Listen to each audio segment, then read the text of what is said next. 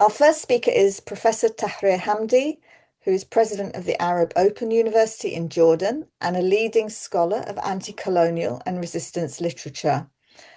Professor Tahrir Hamdi will be speaking in her personal capacity tonight, though. Her award-winning work explores Palestinian culture, exile, resistance, and national identity, and she has written extensively on figures including Edward Said, Ghassan Kanafani, Mahmoud Darwish, and many others. Her scholarship has made an important contribution to understanding the cultural and intellectual histories of anti-colonial struggle. Our second speaker is Anne Alexander, who is author of a recent book, Revolution is the Choice of the People, Crisis and Revolt in the Middle East and North Africa. Anne's work brings together historical scholarship and long-standing political activism, offering rich insights into revolutionary movements, popular uprisings, and social change across the region. Our third speaker is Dr. Abdeljawad Omar, who is assistant professor in the Department of Philosophy and Cultural Studies at Birzeit University. Dr. Omar is a Palestinian writer whose work examines political thought, settler colonialism, and the intellectual and emotional histories of resistance. He has written widely in both Arabic and English for outlets including Electronic Intifada, Mondoweiss, and Ebb magazine. His work has become an important contribution to contemporary debates on Palestine and liberation. Each speaker will have up to 15 minutes to speak. Once all three presentations have finished, we'll open the discussion for questions and comments from the audience. Thank you again for being here, and it's a privilege to welcome our speakers, and I look forward to the discussion. So without further ado, I hand over to you, Professor Hamdi. The floor is yours. Okay, thank you very much, Nicola. Thank you everyone for attending, and I'm going to share my screen. Okay, let's see how this comes out. You can all see my screen, right? Yes, I can see it. All right, slideshow, and we'll begin from the beginning. All right. So the title of our talk today is Should We Globalize the Intifada? Long story short, yes, we should, we must, in fact, because it is, I would say, an act of moral commitment, or the Arabic word for commitment, iltizam. I'll get to it in a little while. Now, the word intifada, of course, in Arabic, it literally means to shake off. Yantafid, to shake. Could be due to illness, due to some kind of being in a negative situation. So shaking off is intifada or yantafid. Now, in historical and political terms, it refers, of course, to the Palestinian intifadas or uprisings. And I'm going to argue that we must globalize the intifada. Globalizing the intifada for me means a global call for justice, urging the people of the world to take action. And this action could be, for example, BDS, boycott, divest, sanctions movement, protest. What are we protesting? We're protesting the continuous extermination and expulsion of the Palestinian people from their indigenous land. Okay, so examples of intifadas in Palestinian history in the 1920s, Palestinians staged many revolts against British armed presence and Zionist militias. The British were bringing in Jewish immigrants from all over the world, and they were taking over land. Colonization of Palestinian land was happening. We saw large-scale evictions of Palestinians, mostly peasants, from their land. And by the 1930s, the British were supplying weapons and training directly. They were providing direct training to Zionist militias. From 1936 to 1939, we had the Great Arab Revolt led by the leader Izz-ad-Din al-Qassam against brutal British mandate rule. February and March 1969, we had an intifada that was marked by a large female participation. And of course, everybody's familiar with the first Intifada from 1987 to 1993 and the second Intifada from 2000 to 2005. Now, the idea of manufacturing lies in order to silence and erase. Now, you probably heard about the American protests that were happening on university campuses. The American Congress held hearings asking university presidents at the University of Pennsylvania, Harvard, and MIT why they allowed students to call for the genocide of Jews. Of course, students never chanted for the genocide of Jews. They were, of course, chanting Intifada. New York Congresswoman Elise Stefanik specifically told the three university presidents, quoting, "This call for Intifada is to commit genocide against the Jewish people in Israel and globally." Of course, lies. Why are they lying here? It is to silence and to erase a people, their culture, and their history. Now, so this is the use of epistemic violence and deceptive language. I'm arguing because intifada is an Arabic word, it can intentionally be given deceptive meanings, such as genocide. But I truly believe that what they fear most about this phrase, globalize the intifada, is the first word, globalize, because they fear global solidarity with the Palestinian people and the Palestinian cause. This is because the lies that the Zionist project has been able to sell the world for over 8 decades are now being exposed and dismantled globally. The global intifada must continue to grow until the genocidal Zionist entity is dismantled. I don't need to really talk about the Balfour Declaration. Everybody knows about that. In Nur Masalha's book, The Expulsion of the Palestinians, he writes that Wiseman told Arthur Rupin, who was head of the colonization department of the Jewish Agency. This is before 1948, long before 1948. Wiseman replied when Rupin asked him, quoting, "The British told us that there are some 100,000 Negroes, Kushim," of course referring to the indigenous Palestinians of historic Palestine, that there are some 100,000 Negroes, Kushim, and for those there is no value.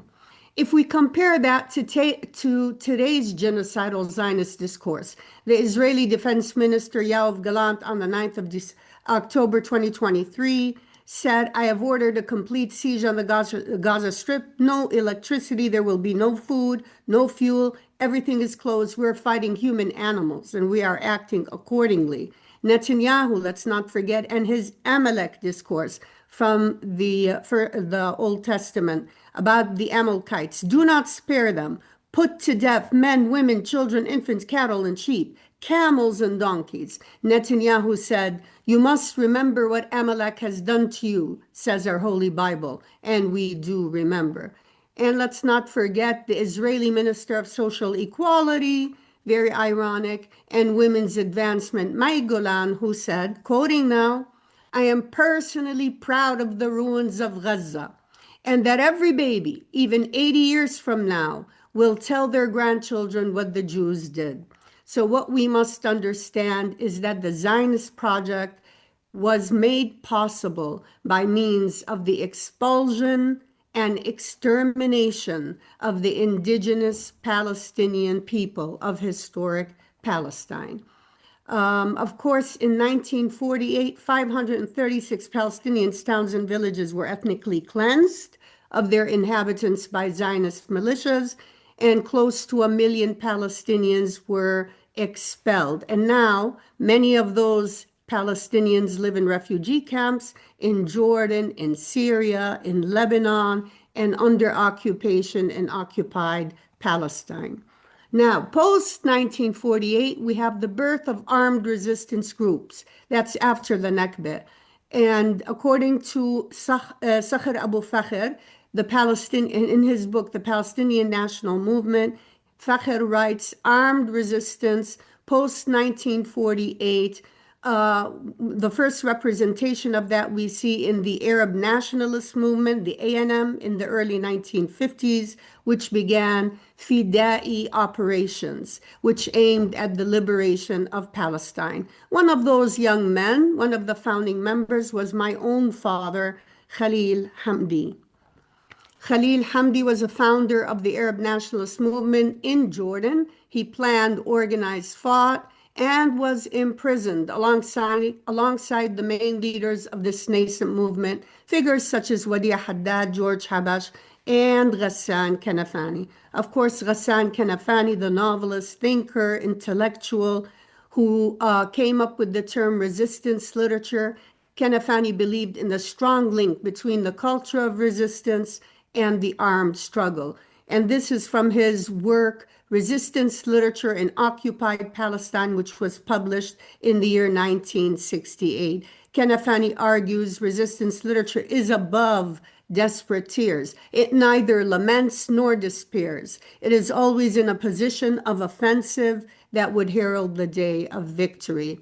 He came up, of course, as I said, with the idea of resistance literature and the culture of resistance, and he found that there's an organic link between the Palestinian struggle for liberation, the Arab struggle for liberation, and world liberation and revolution all over the world. He emphasized this interconnectedness. He talked about the militant and committed Arab writer. Resistance literature, says Kanafani, realizes its commitment to the revolutionary movement in the world. He talks about commitment to world revolution. Kanafani's relevance today. Kanafani came up with very important terms in his theorizing of Palestine. Terms like the creation of new men and women, a resilient and fighting people, the combatant writer, the marginalized, unity of the fronts, national unity, resistance literature, and rootedness. So his ideas formed a part of a revolutionary ethics grounded in anti-colonial struggle. For Ghassan Kanafani, then, the most important idea is the combatant writer. In Arabic, al-adib al-muqatil, who was Kanafani, a combatant writer. He's a thinker, a theorist, who absolutely refuses surrender. For Kanafani, there are no halfway measures, no negotiations with the enemy, no signing treaties of surrender or capitulation with the Israelis. He described any form of negotiation as a conversation between the sword and the neck. Kanafani's ideas are rather similar to Frantz Fanon's ideas about a combatant writer, a combatant literature, a fighting literature. We also have ideas that I always use by the Marxist theorist Theodor Adorno, who talked about the consummate negativity, which delineates the mirror image of its opposite. So if you look at colonization and settler colonialism as a consummate negativity, the opposite of that would be a very fierce and defiant resistance. Key ideas of Kanafani: the creation of new men and women, the combatant writer, a fighting people, those living on the margins of society, the unity of the fronts or national unity, resistance literature and the culture of resistance, rootedness.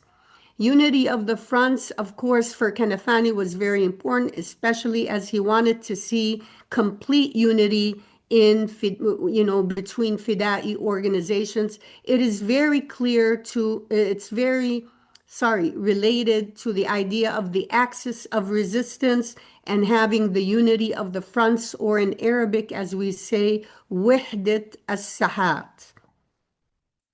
Of course, Kanafani wrote literature, and this is a short story from 1956 called A Letter from Gaza. Get the date, published 1956. And in this short story, Kanafani writes, I imagined that the main street that I walked along on the way back home was only the beginning of a long, long road leading back to Safad. It was a challenge. More than that, it was something like reclamation of the amputated leg. The amputated leg that he's talking about is the amputated leg of the niece of the narrator of this short story, The Amputated Leg of Nadia. And he tells his friend who is now in Los Angeles, he tells him, I won't come to you, but you return to us. Come back to learn from Nadia's leg, amputated from the top of the thigh, what life is and what existence is worth. Come back, my friend. We're all waiting for you. Let's not forget the idea here, very important idea of amputation, amputation of land, of geography, of history, of the human body. According to the United Nations, Gaza has the largest number of child amputees in modern history. So for Kanafani, in another of his works, Returning to Haifa, he emphasizes the importance of armed resistance. He says, Palestine is something worthy of a man bearing arms for, dying for. For Khalid, one of the characters in this Sorry, story, Tahrir, you've got yeah, 2 minutes. 2 minutes. Okay, so the concept of return in Kanafani and Barghouti is a poet, a Palestinian poet, who writes in his memoir, Isara Mullah, what does my return or the return of any other individual mean?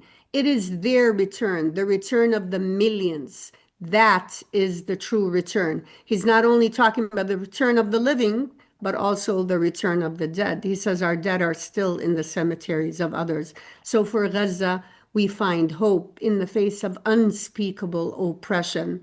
In Gaza, says Kanafani, they were tougher. The people under occupation, under siege, besieged people.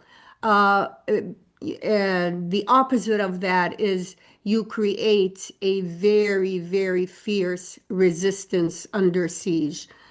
This has a lot to do with theorizing resistance, not only for Kanafani, also for Edward Said. And I would say that both of these thinkers believed in sumud and steadfastness as being very empowering from their spaces in the margin, and which would endow the oppressed with the legitimacy and necessity of fighting back using all means possible. And the idea of living on the margin, not only physically, but also metaphorically, according to bell hooks, the space of resistance is a space of radical openness that constructs the outlines of a better world. The words of bell hooks, an American theorist. This is an intervention, she says, a message from that space in the margin that is a site of creativity and power. That inclusive space where we recover ourselves, where we move in solidarity, marginality as a site of resistance. Enter that space. Let us meet there. Enter that space. We greet you as liberators. Darwish, please allow me Sorry, no, I'm going to have to just a couple of cut you minutes, off couple of there. minutes. I swear, a couple of minutes. No, no, I no, no, no, really. I have to be so strict, otherwise we'll run out of oh, time. But there'll okay. be I time just to wanted just return to some of these themes in the okay. Q&A, I'm sure. I'm not going to talk, just to show you for Derwish, who also wrote about Gaza in 1973, that Gaza is devoted to rejection, hunger and rejection, thirst and rejection, displacement and rejection, torture and rejection, siege and rejection, death and rejection. Okay, and this is, of course, a current scene. Gazans return home to their houses of rubble. What happens after genocide? We must have hope, and tomorrow is a Palestinian day, and the importance of imagination and imagining as an act of resistance, imagining and hope. And Okay, with thanks. this, Thank you, Tahrir. I'm sorry that okay, the time is not sufficient. okay, so I'll Bravo, stop there. bravo. Thank you. Thank you. All right. So now I'm going to hand over to Anne Alexander. Um, Thank you very much. I hope can everyone hear me okay? Yes. Yes, I Um, can hear you. thank you very much, Tahrir. That was a wonderful and really inspiring presentation and gives a real sense of the how long the history of resilience and resistance has run for the Palestinian people. I actually want to speak about experiences and meanings of Intifada outside of Palestine, based on some research that I did for my PhD doctorate quite a number of years ago about the struggles inside Iraq in in the run up to the 1958 revolution, and also the experience of Intifada Delaish, the Bread Intifada, the Bread Uprising of 1977 in Egypt. Actually, this version of Intifada, which is very deeply rooted in the cultures of Egypt, Iraq, and you'll find many other examples where popular uprisings have been called intifadas in different Arabic-speaking countries. I just happen to have picked Iraq and Egypt because these are two examples that I know quite well.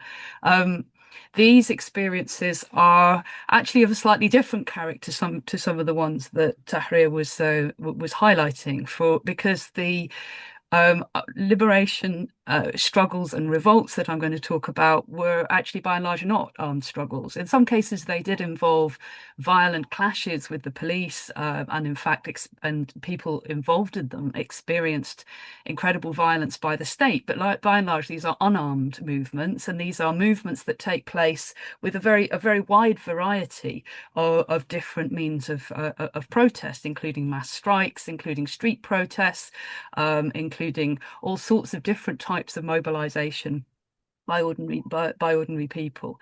And I would say that again, this is really important to understanding what the slogan "Globalise the Intifada" means. That when people are talking about Intifada, I think that they are talking about revolution. They're talking about uprisings. They're talking about how ordinary people exercise their democratic rights to protest, to go into the streets, to take strike action, to uh, take on unjust governments, and to try and make the world a better place. Um, if we look at the example of Iraq between the end of the Second World War and 1958, there were several great cycles of uprisings. At the time, Iraq was under the rule of a monarchy that was deeply allied to the British. It was the monarchy was quite subservient to the British. British bases and British troops were a feature of daily life. Iraqis felt that they were under British colonial rule, even though it was nominally an independent country.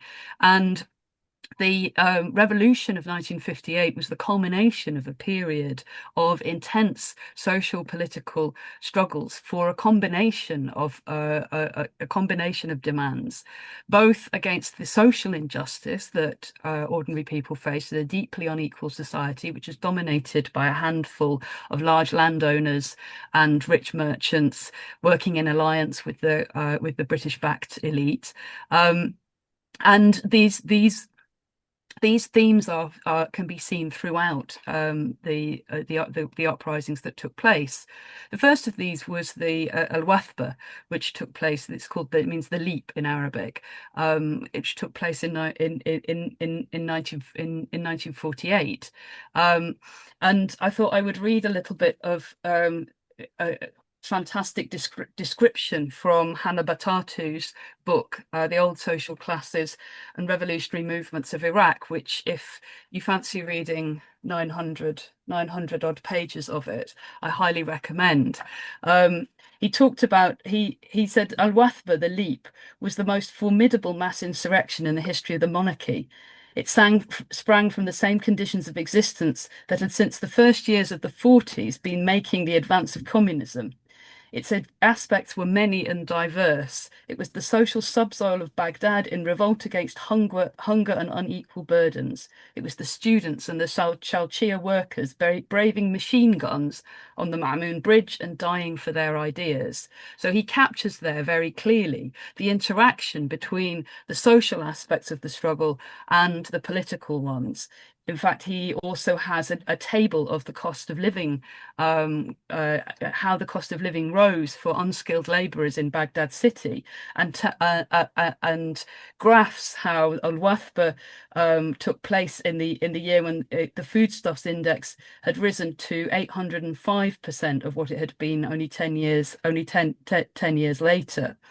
The Intifada of 1952 was very similar and sprang from a similar interaction between intense social pressure of rising cost of living and the impact of social injustice, with the anger of ordinary people at the way in which a British-backed monarchy was suppressing their basic rights and refused to allow them any kind of political freedoms.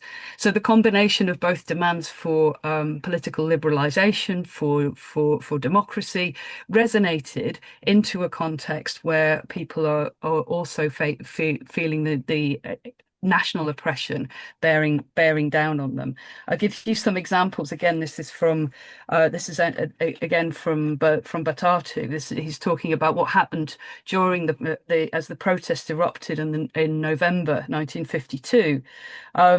Shouts of "Down with the treacherous regent Abdul Illah" went up. There were cries of "Anglo-American imperialists, leave our country." In Al Fadl quarter on the left bank of the river, the crowds clashed with police.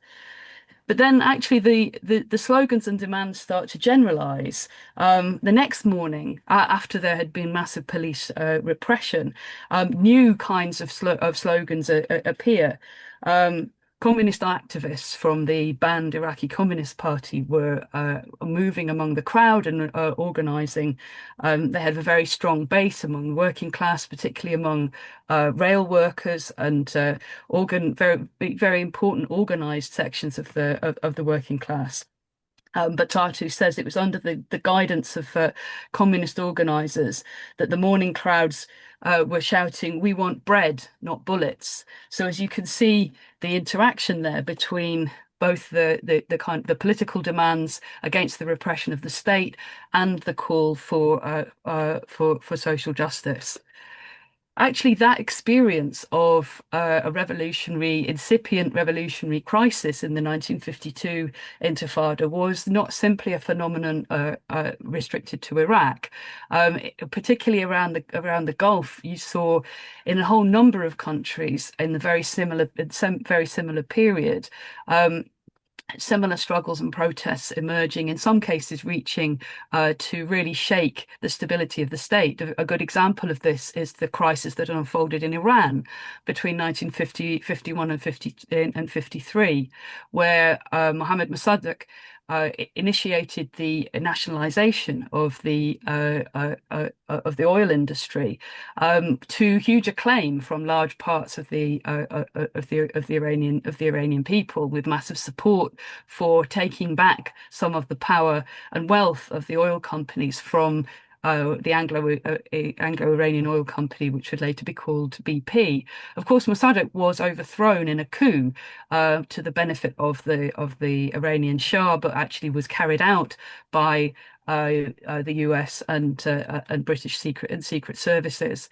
But the spark of protest, of revolution, the spirit of Intifada actually travelled around the Gulf. There were mass strikes. It was one of the Mossadegh's nationalization was one of the sparks for a strike by oil workers in Basra in Iraq, which in the lead up to the Intifada of 1952. And the following year, even as the coup and the crackdown was happening in Iran, a mass strike broke out very shortly afterwards in Saudi Arabia, Aramco. In fact, also Palestinians played an enormously important role in this. Many of the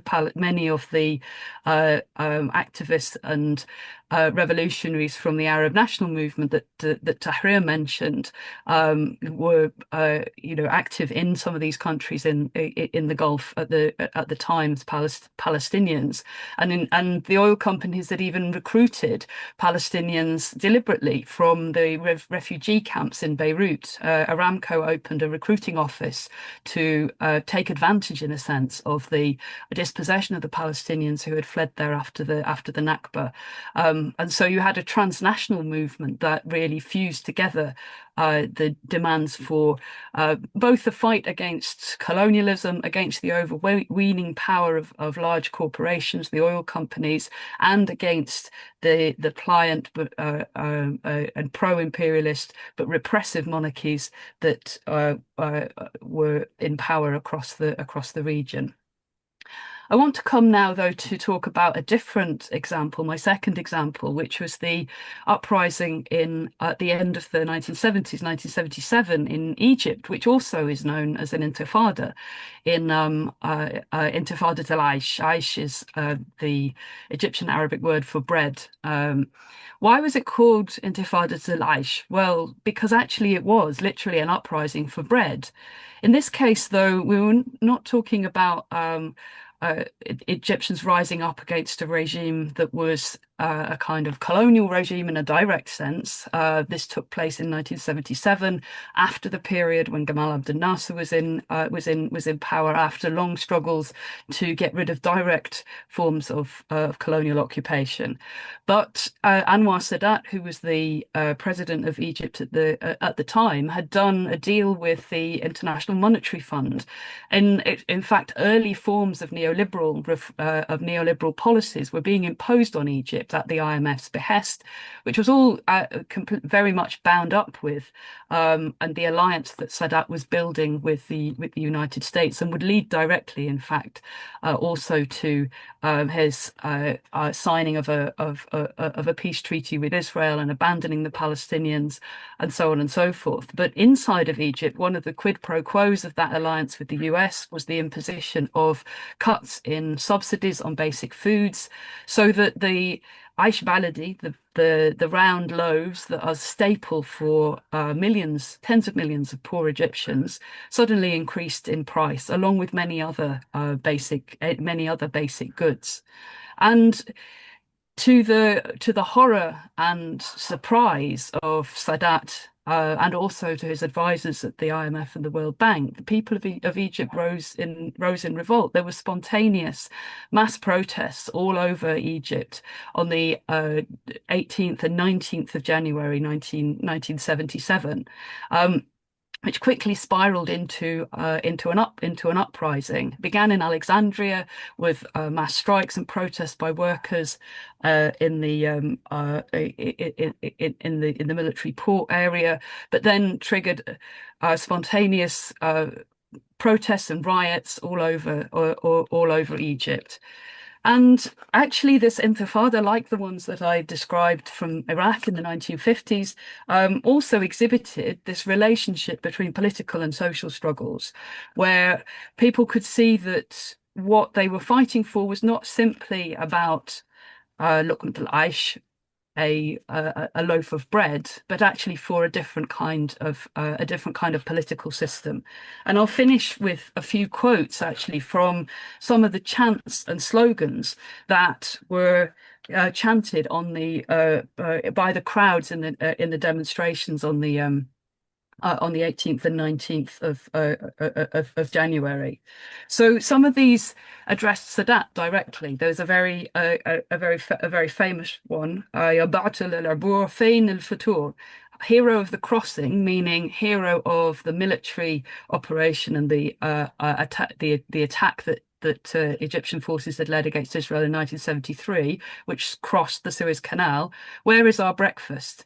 In other words, that the heroism that Sadat imputed to himself for leading this military operation meant nothing when people couldn't feed their children. There were also And you got 2 minutes. thanks. There were also many chants about a whole range of different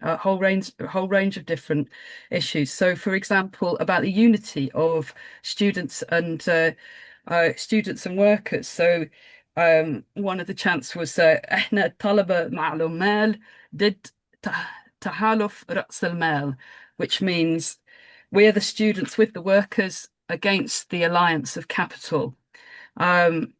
إحنا شعب مع العمال ضد حكومة الاستغلال. We are the people with the workers against the government of exploitation. There are also chants that reference freedom of expression, that call for an end to the price rises and express solidarity with political prisoners. That kind of crossing between the political and the social, I would argue, is the essential essence of what an intifada means. And we would just reflect briefly, as a final point, really, though, that I think in the case of the Iraqi experience, you can see very clearly that intifada is in fact often seen as a stepping stone. It's not quite the revolutionary change that involves really rupturing the control of the state. I would love to hear from Tahrir and also from Abdul Jawad whether they agree with this, and see intifada as perhaps something that's not quite a revolution, because I would say yes, we do need to globalize the intifada. We need to stand absolutely in solidarity with the Palestinian people, and that means, of course, rejecting any kind of anti-Semitism. Just as we reject Islamophobia, just as we reject the anti-Palestinian racism that is absolutely embedded in this idea of criminalising a language of intifada. All of these forms of racism are abhorrent and need to be opposed and challenged. But we also should talk about world revolution, which Tahrir mentioned in her talk, and globalise the idea that revolutionary change is necessary. Thank you. Thank you very much, Anne. That was fantastic. So last but not least, hand over to Abdul Jawad Omar. Yes. Can you guys hear me? Am I being... Yes, Yeah, all is I good? can hear you Yeah, cool. and see you. So, I mean, after these two presentations and the way, of course, I think Anna gave us this kind of expansive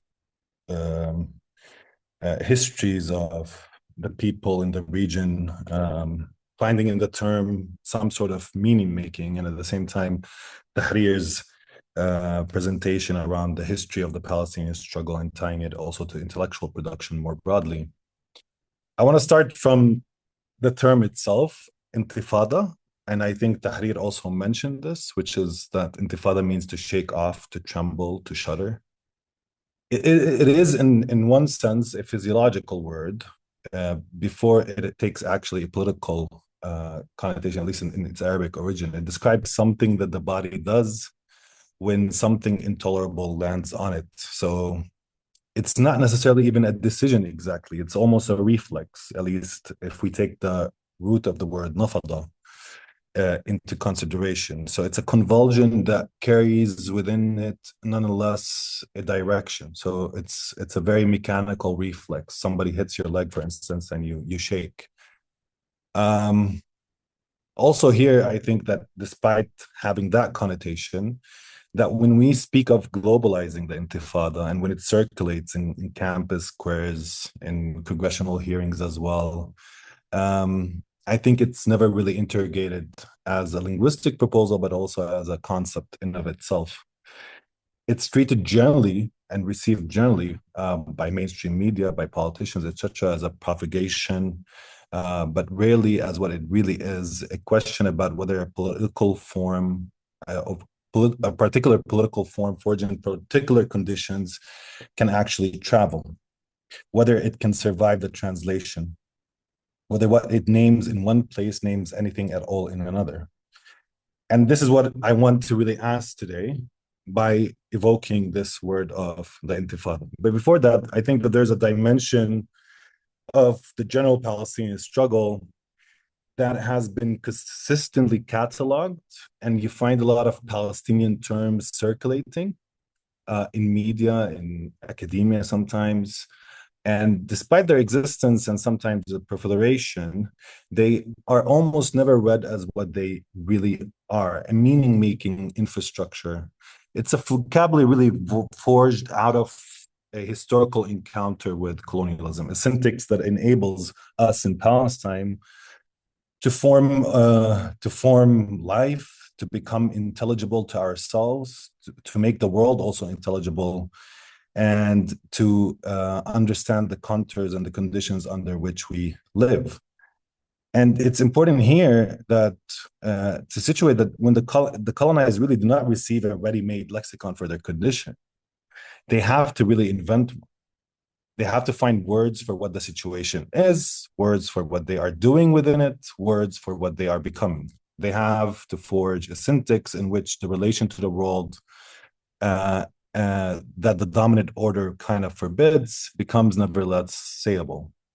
And there's a lot of these terms. There's a rich vocabulary of Palestinian words that hold actually a lot of conceptual richness. For instance, we can speak of the word amaliya, which means operation, a political, sometimes military event that kind of holds in Arabic also kind of two philosophically distinct registers at once.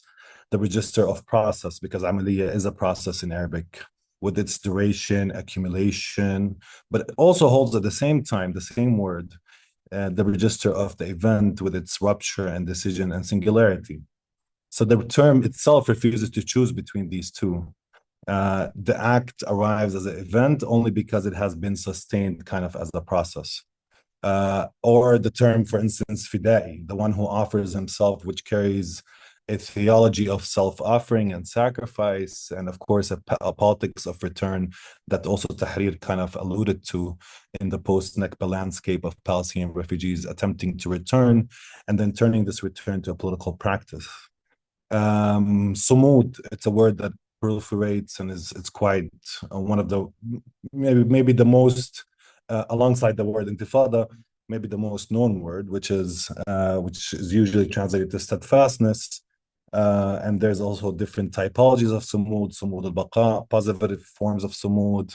So the sumud al-baqa means something like the sheer act of remaining on the land and sustaining yourself despite the regime of terror that exists here in Palestine, despite all the pressures, as we saw, for instance, unfold in the Gaza genocide in the past 3 years or so. And the sumud of organizing, of building infrastructure, of building institutions through which collective action become possible, for instance. So they have these kind of connotations as well. And of course, there's, different ways of also looking at the word sumud. But what I wanted to say is that rich vocabulary, this rich lexicon, is of course always confronted with the lexical erasure that also brings us together to meet. And I think, to render a people's language unspeakable and to mark every term through which they name their condition as, for instance, contaminated, terroristic, beyond the pale of legitimate discourse, I think is to perform the first and necessary operation of a permission structure that enables things like genocide to happen. Because you cannot authorize the killing of a population that remains in the eyes of those who must authorize it, a population that has meaning-making infrastructure that is able to explain their own condition. You must first make them unnameable in their own terms.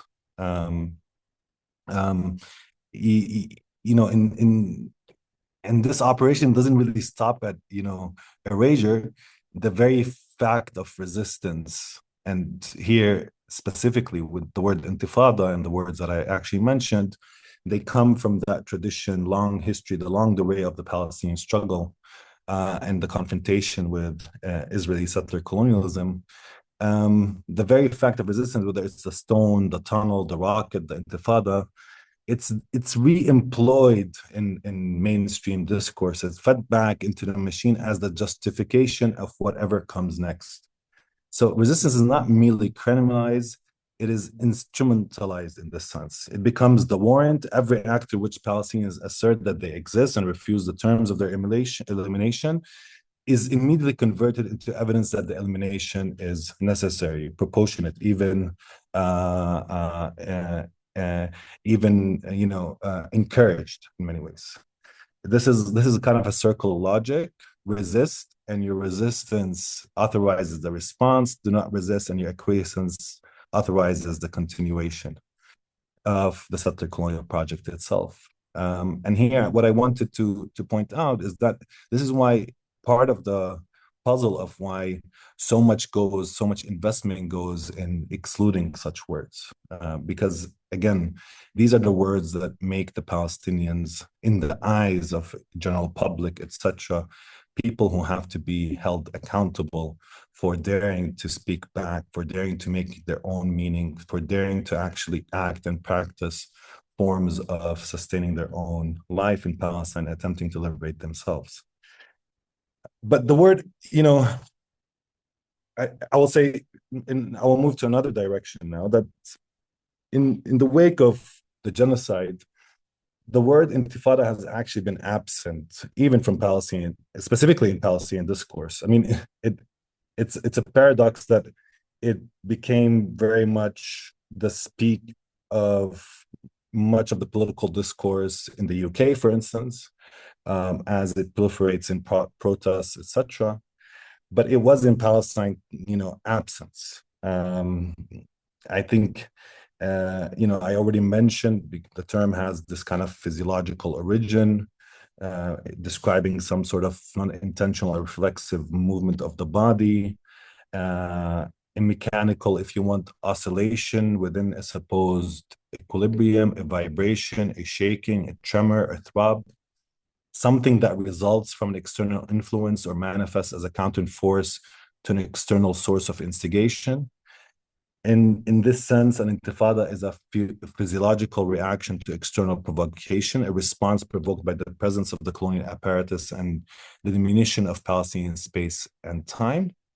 But it's also a bit pathological. It indexes a pathology inherent in the way power is structured within a settler colonial framework, and simultaneously a distinct form of response that exhibits this physiological characteristic. The body knows before the political program does. In many ways, Abdul Wahab al-Masiri, he's an Egyptian thinker, read the term intifada through its etymological root in the act of shaking off dust from clothing, a cleansing, a purifying action. The intifada as this discarding of the old in order to create something new, for instance. He conceptualized it further as an epistemic framework, a kind of recoiling, in his own terminology, a regressive movement that aims to re-establish Palestine through a demodernization effort. In what he meant by that is basically that the Palestinians are through their movement in space, through their movement in time, specifically in the first intifada, were attempting not just a physical uprising, but an epistemic shift where liberation is understood as a movement backward, back to what the colonial order has buried, suppressed, declared obsolete. For instance, this is one other frame through which to look at the intifadas. The intifadas, for instance, between 1987 and also 2006, were spontaneous eruption. They had that quality of spontaneity, collective action. Nobody really decided on the eruption of intifada. Nobody actually took the decision to ignite an intifada. Collective actions that the Palestinian masses ignited through a mix of disruptive acts, employing wide array of tactics in the first intifada, and they were generally understood as an effective burst or overflow. And in the first intifada, for instance, most of these acts were actually non-cooperation strategies, aligned with also things like the power of summoning. So organizational actors turning into turning or calibrating the rhythm of the struggle, calling upon masses to participate through strikes, demonstrations, and the buildup of institutional capacity, specifically cooperatives and communes. If one were to insist on speaking of a decision that ignites the Intifada in the first Intifada, one would describe it as a collective, spontaneous one. And it is therefore unpredictable, and there's a diffusion in its responsibility. But what sustained it was this organizational capacity. What gave it the ability to have a continuous rhythm for at least 5 years between 1987 and 1993 is this organizational, this power of summoning, this ability to calibrate the rhythm. The second Intifada sorry, you've got a couple of minutes left after Jawad. Okay, so the second Intifada took also spontaneous, also exhibited a turn towards offensive action for many reasons. But I think what I wanted to say, just to tie back to my initial thought, is that October 7th really marked a movement beyond this paradigm entirely, at least in the Palestinian context, because it was not really an effective burst of subversive rhythm without a clear decision-making behind it. In fact, it could be actually traced back to a singular decision, whether to a particular actor, organizational arrangement, event in place. So a decision that moved beyond it, if I'm not by abandoning what the Intifada produced, by condensing it and basically transcending it and offering something different. And there's a long history of how we go from the Intifadas in 1987 to the decision on October 7th. Okay. I just wanted to say something around the question of should we globalize the Intifada? If you permit me, the question, I think,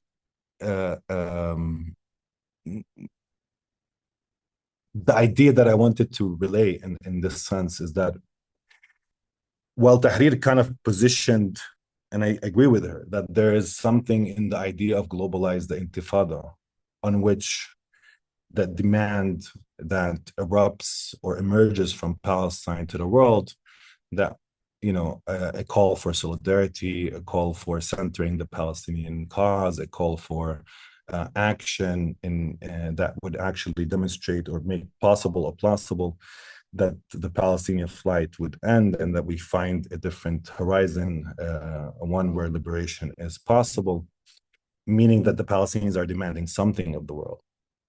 I think also the Intifada, it is a concept and a form and a practice that tells us something about how words are created within specific pressure conditions, how people give these words meaning and practices, how these practices could change, and how always resistance is informed. It emerges within a specific regimes of forms. But I think there's a different side to why there's a lexical erasure, why this is a suppressed vocabulary today. And I think it is, and it ties to the fact that also the very idea of the persistence of the Palestinian struggle, of despite the impossible conditions that we face, that resistance remains possible, that events of such magnitude remains, capable of erupting in our world, of making this demand, this scream, is also something that ignites an imagination and travels across distances, not only as a demand for solidarity in the sense of, people in the UK producing forms of practices that would help end, for instance, British complicity with the genocide in Gaza, but in the fact that it opens up the horizon for imagination for those that also are suffering today from environmental catastrophes, from inequalities, economic and social inequalities, of a racialized discourse, of the rise of populist nationalist groups, meaning that also in the very idea of Intifada, there is the capacity that imagination can be opened up. And this is why it's a subversive word. It's a subversive word in this dual sense, not only in excluding the Palestinians from political discourse, not only in trying to erase their own language and, of course, mischaracterizing that language, but in the very fact that the word also holds the possibility of creating a space for people to imagine things otherwise in their own context, within their own problematics that also tie back to Palestine, have to do a lot with Palestine, but also have to do with their own conditions, their own context, and their own forms of domination that they have to actually create forms of subversion. And in this sense, I think what the word intifada gives us is the space for imagining things otherwise. It gives us something that the word itself resonates, and for that reason, I think it's also being erased. So I'll end here. All right, that's great. Thank you so much.